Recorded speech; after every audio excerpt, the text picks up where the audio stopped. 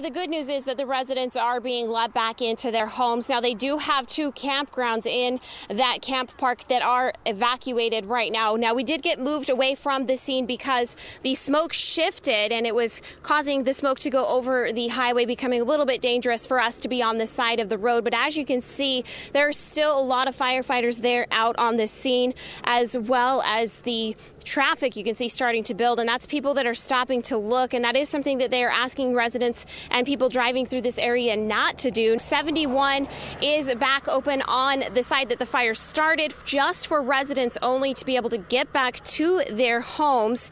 Bastrop firefighters tell us that there was Starflight, APD, Forest Service helicopters overhead working this fire this afternoon. It did come out as multiple calls for fires, so they're not sure how it started. This is the exact location of the complex fire, which they said was good and bad news. The good news being that this vegetation had already burned once already back in 2011. But the bad news is it makes it very dangerous for firefighters because these trees are what they call widow makers, and they're very weak and they topple over. We saw multiple trees falling over, so the firefighters were staying back that were working the fire on the ground.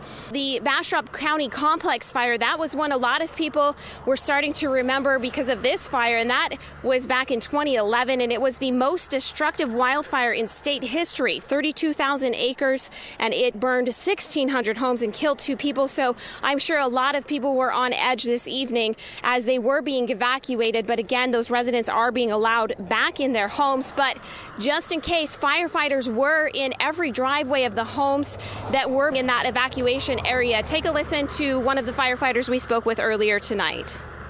Everybody that lives on Royal Pines can be satisfied that their houses are safe right now. The wind's helping us, and we've got every house on the cul-de-sac of Royal Pines has got a fire truck sitting at it and firefighters with fire hose. We're not going to lose any houses right now unless something catastrophic happens.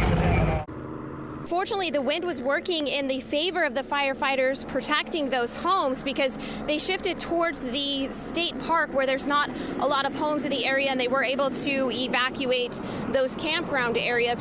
But again, still seeing some active flames out here tonight. For those that are in this area, though, it is about 45% contained. They said 35 acres burned. So again, you can stay with fox7austin.com, our Facebook. We will continue to follow the story and keep everyone updated. Ashley, I'll send it back to you.